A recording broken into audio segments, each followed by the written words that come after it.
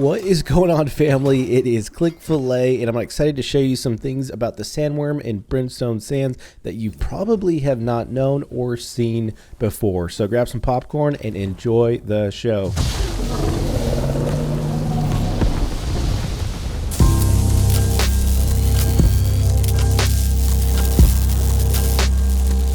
All right, so let's get right to it. Now, I was actually standing in a spot that sometimes he likes to spawn. I was waiting to see if I could actually take some damage, but then I seen this.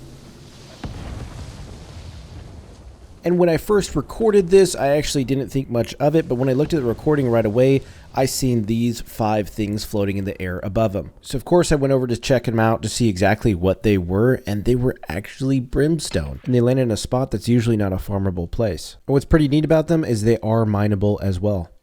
To give you another better view here, you can see them all laid out right here. Now they did despawn on me once the sun came up. Now this definitely sparked me to try to learn some more, but I wanted to get a front clip, which I was able to do at night. He did only shoot one out of his back right here, and it actually ends up being a sandstone that you can actually mine as well. So maybe it's brimstone and sandstone that you're able to mine after it comes out of the ground, which is actually very interesting news, because after I watched a video from Duke Sloth, which I highly recommend, who reads a lot of lore from New World that's really easy on the ears, he had mentioned that it's possible that the raid is going to be in the southwest area near the Worm Sign Shrine, and it's in that dotted area if you kind of zoom in on the map. So my thought is, as he's leaping up in the air during the raid and spreading brimstone and sandstone everywhere, maybe we're able to actually farm that at the end of the raid. Also, can it hit you while it's actually falling from the sky, and how much damage will that actually be? Now, after seeing him spawn in a lot of places, which I'll actually show you, there's one in particular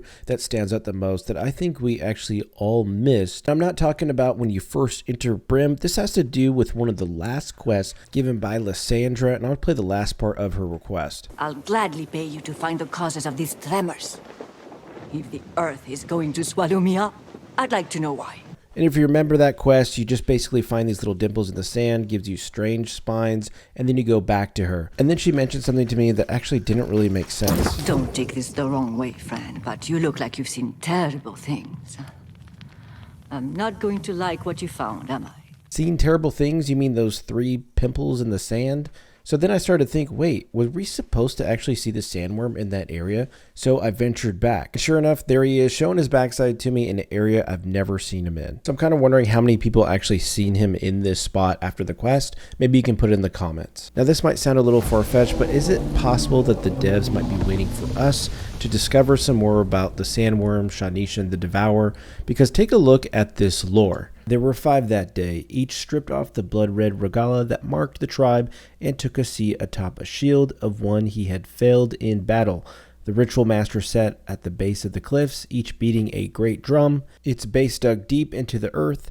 The rest of their number crashed their weapons together in time with the percussion adding to the din. They shouted Shah Neshen. So is it possible that this lore is telling us how to activate the sandworm? It even says there were 5 that day. That's the max you could have in a group. It even says they crashed their weapons together in time with the percussion, which of course if you have a sword and board you can actually taunt with your shield. Now trying to follow what it said about took a seat atop a shield of one he had failed in battle, I thought it might mean actually the gold statue that actually sits above the arena. And my friend pointed out right away, if you stand on this pillar of fire, it actually gives you acid burn, which of course is probably one of the damage types that the sandworm is going to have. And I ended up seeing him down in the dunes after I did this.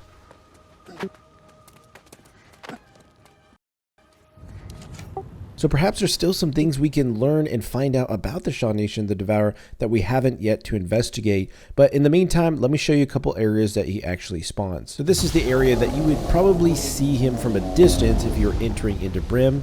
And I kept standing here to see if I could take some damage. The devs did mention that if you stand in the right spot that you should, but I just never took any damage from him. Now, I actually did see him twice in the left side of the arena. This one, he's kind of just swimming around. But I will mention at nighttime, unfortunately my G-Force failed, but he does jump up in the air and he does spawn in a brimstone right where you just saw him go into.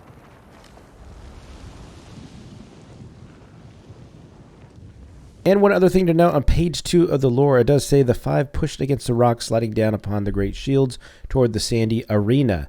As the wave approached, they readied great spears, each one latched to cable at his waist. Then the ground gave way. I don't know, for some reason I was waiting for this. This is probably just coincidence and RNG, but there's 5 guys with spears there and some guys with shields, so I thought maybe the sandworm would eat them, but who knows. So I hope this was entertaining and you learned a little bit more about the sandworm. If you have any thoughts or further insight, please let me know down in the comments. Otherwise, devs, if you are listening and watching, we would love to have this raid boss active or some more clues about it. If you wouldn't mind helping me build this channel by giving a like and a subscribe, maybe a comment, I do appreciate it. It's just a couple clicks away, no pun intended. Also, there is a link to a cheat sheet in the description below that will show you some tank builds, DPS builds, and healer builds, making it easier to find the items you need and who drops them. Thanks again, everyone, for hanging out, and we will see you in the next video.